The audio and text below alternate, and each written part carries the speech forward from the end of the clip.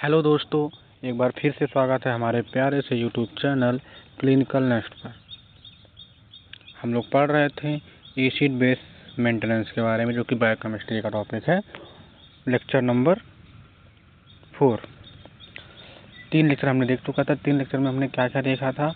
तीनों लेक्चर में हमने सबसे पहले अपना जो भी एसिड बेस कैसे हमारा बॉडी मेंटेन करता है, 3 सिस्टम से करता है: buffer system, respiratory system and renal system. ये हमने देख लिया था। ठीक, अब हम देखने वाले हैं कि इससे डिसऑर्डर्स क्या होते हैं, एसिड बेस से कौन कौन से डिसऑर्डर्स हो सकते हैं। ठीक, और सबसे पहले देखेंगे एसिड बेस डिसऑर्डर होता क्या है।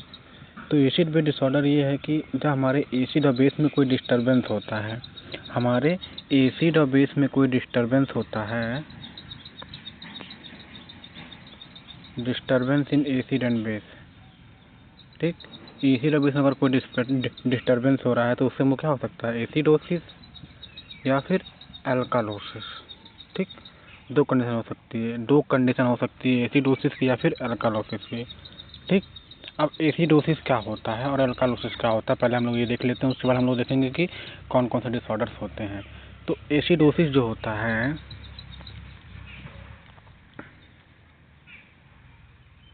Acidosis is a condition in which, जिसमें क्या होता है, देखो एसिडोसिस क्या होता है। एसिडोसिस ऐसी कंडीशन होती है जिसमें जो पीएच होता है वो जो होता है कम होता है, डिक्रीज होता है। पीएच क्या होता है, डिक्रीज होता है। पीएच डिक्रीज क्यों होता है? 2 कारण से हमारा पीएच डिक्रीज हो सकता है। पहला कारण हो सकता है कि जो हमारा बाइकार्बोनेट आयन है वो डिक्रीज हो रहा है। अगर हमारा बाइकार्बोनेट आयन डिक्रीज हो रहा है, डिक्रीज हो रहा है तो पीएच क्या होगा, डिक्रीज होगा। ठीक, दूसरा कारण क्या है कि हमारा पार्शियल प्रेशर ऑफ CO2 जो है वह इंक्रीज हो रहा है, और जब ये इंक्रीज होगा तो H+ इंक्रीज होगा। H+ इंक्रीज होगा तो पीएच क्या होगा, डिक्रीज होगा। तो ये 2 कारण से हमारा क्या होता है, हमको एसिडोसिस कंडीशन देखने को मिल सकती है। नेक्स्ट हमारा है एल्कालोसिस। एल्कालोसिस क्या होता है? एल्कालोसिस में जो देखते हैं, जो पीएच होता है वह हमको क्या मिलता है, इंक्रीज मिलता है।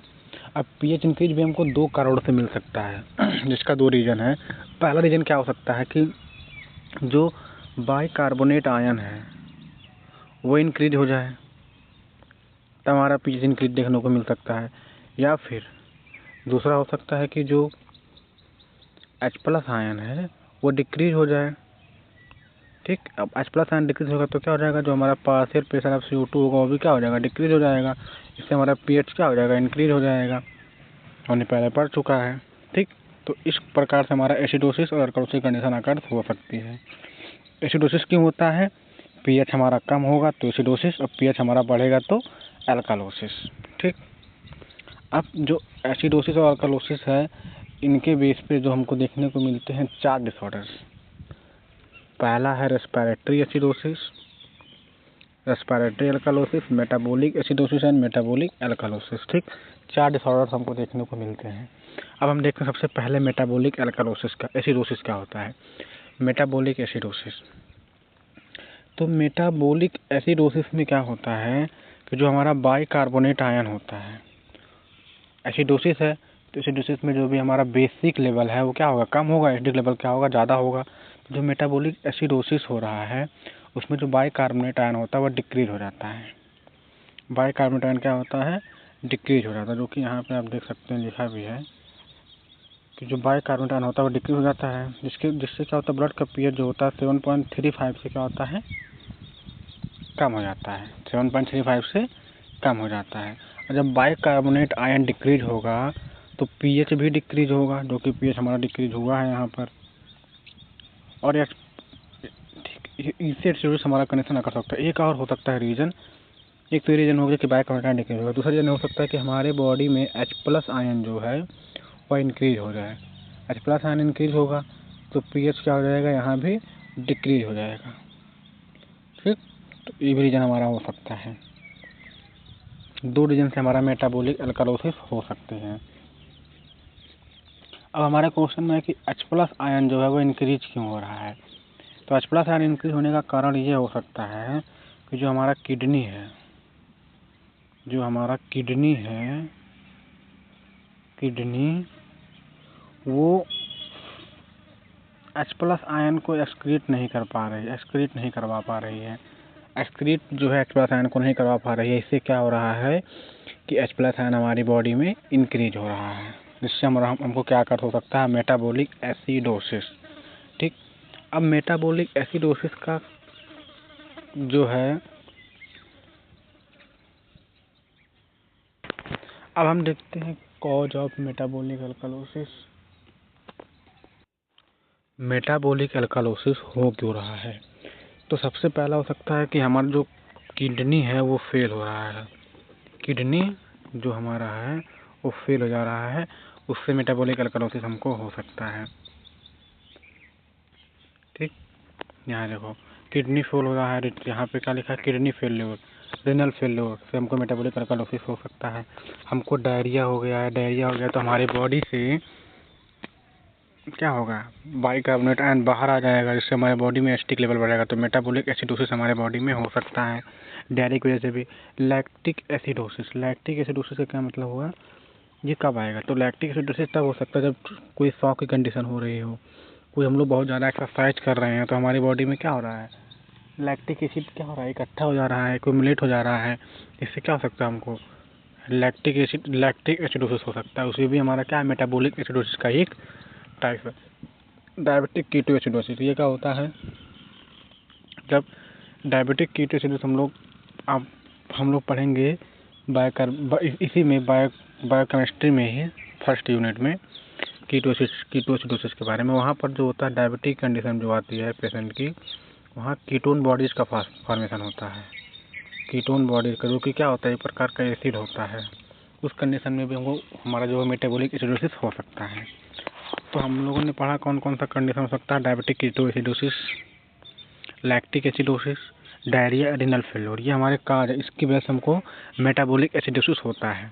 अच्छा, कंपनसेशन क्या होता है कि अगर हमको मेटाबॉलिक एसिडोसिस हो गया है तो हमारी बॉडी उससे कंपनसेट कैसे करेगी, हमारी बॉडी को उसको ठीक करना है ना, तो क्या करेगी हमारी बॉडी, तो हमारी बॉडी देखो, अगर हमको मेटाबॉलिक एसिडोसिस हो गया तो हमारे ब्लड में H+ बढ़ गया है, तो हमारी बॉडी अब यहाँ पर कौन वर्क करेगा, तो यहाँ पर हमारा रेस्पिरेटरी सिस्टम वर्क करेगा। वो क्या करेगा, H+ को बाइकार्बोनेट के साथ मिलाएगा और वो क्या बना लेगा, कार्बोनिक एसिड बनाएगा। वो कार्बोनिक एसिड हमारा CO2 और H2O में टूटेगा। CO2 हमारा रेस्पिरेशन के थ्रू बाहर निकल जाएगा, मतलब ब्रीदिंग के थ्रू बाहर निकल जाएगा। और बाहर कब निकलेगा, जब हमारा हाइपर वेंटिलेशन अगर होगा। तो जब हमारी बॉडी में मेटाबॉलिक एसिडोसिस होगी तो रेस्पिरेटरी सिस्टम क्या करेगा, हाइपर वेंटिलेशन अकर कर देगा, जिससे जो भी हमारा एसिडिक होगा वो क्या हो जाएगा, बाहर निकल जाएगा। हमारा जो ब्लड, जो हमारा बॉडी का pH है वो मेंटेन हो जाएगा। ठीक, अब हम लोग पढ़ते हैं मेटाबॉलिक अल्कालोसिस। अल्कालोसिस में क्या होता है, मेटाबॉलिक अल्कालोसिस। तो मेटाबॉलिक अल्कालोसिस में हमारा वही सेम चीज़, जो बाइकार्बोनेट आयन है वो इंक्रीज हो जाता है, जिससे हमारा pH क्या हो जाता है, घट जाता है। बाइकार्बोनेट आयन बढ़ जाता है। अगर बाइकार्बोनेट आयन इंक्रीज हो रहा है तो pH भी क्या होगा, बढ़ेगा। देखो, अगर बाइकार्बोनेट आयन इंक्रीज हुआ है तो pH क्या होगा, इंक्रीज होगा। अब pH क्या इंक्रीज होगा, तो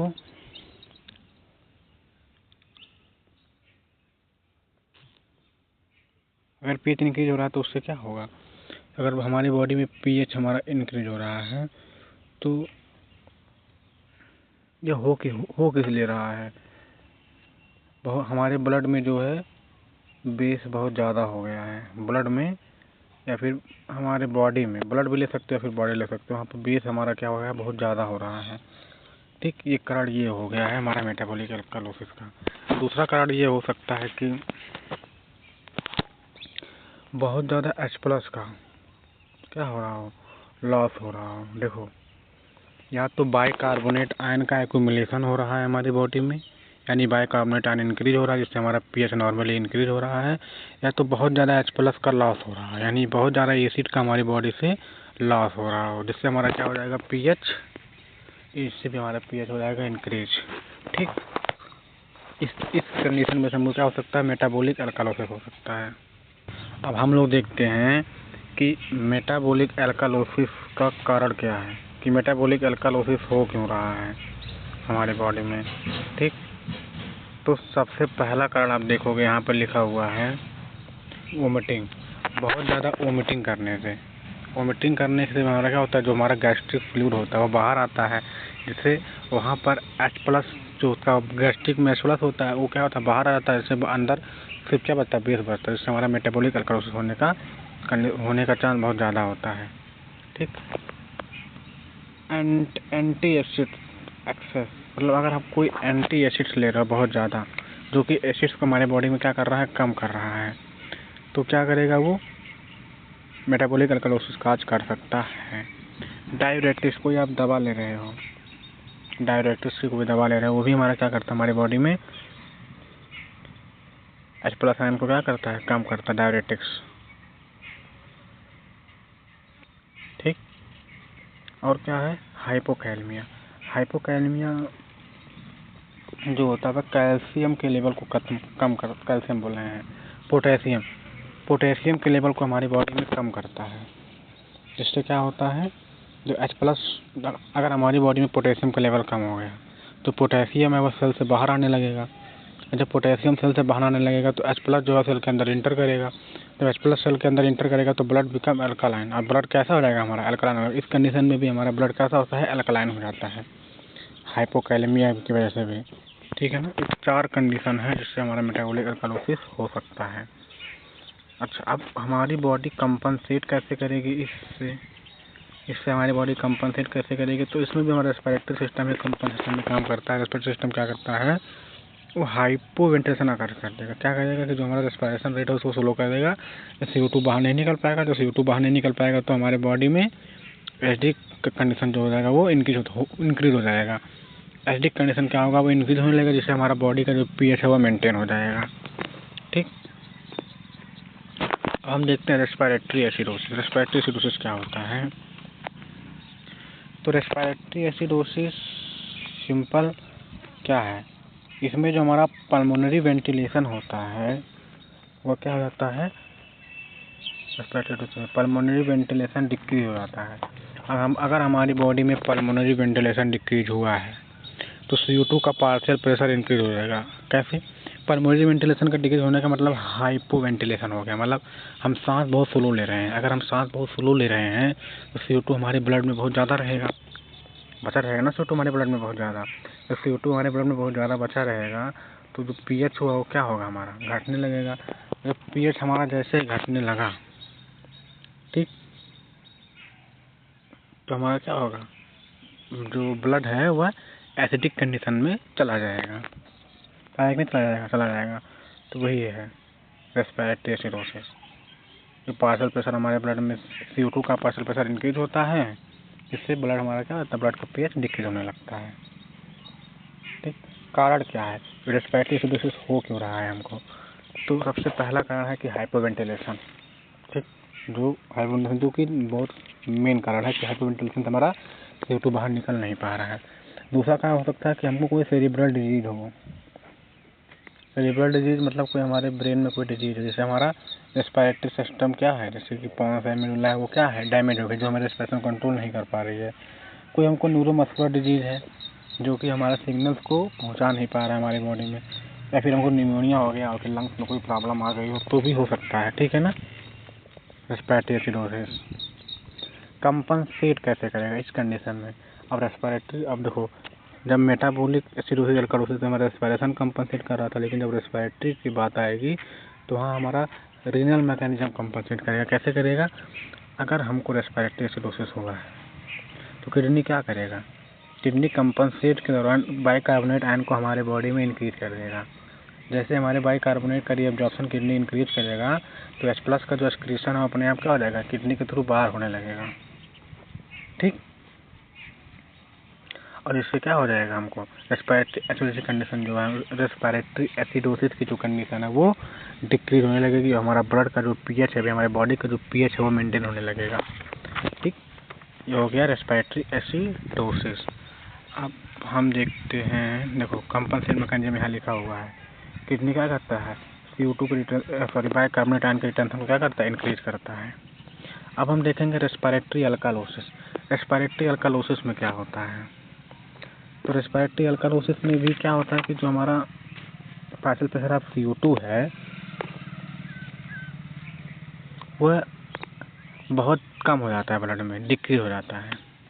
CO2 का पार्शियल प्रेशर हमारे ब्लड में डिक्रीज हो जाता है, जिससे जो हमारा ब्लड का pH है वो इंक्रीज होने लगता है।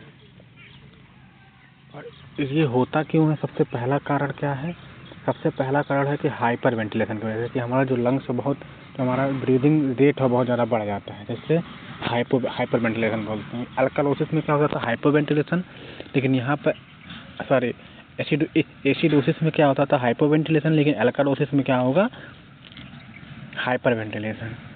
काज क्या है, सबसे पहला काज तो हमारा यही है कि हाइपर वेंटिलेशन।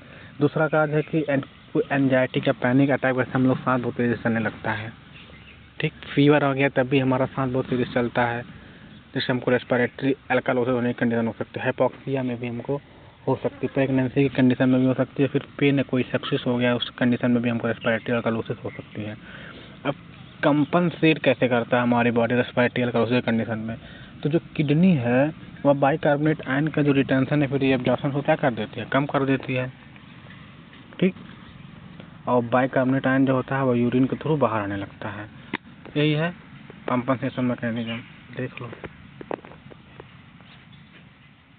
ये देख लो, काज एंजाइटी है, फीवर है, हाइपर वेंटिलेशन है, हाइडेट्यूड है, ये सब हमारे क्या है, काज है, ठीक है ना।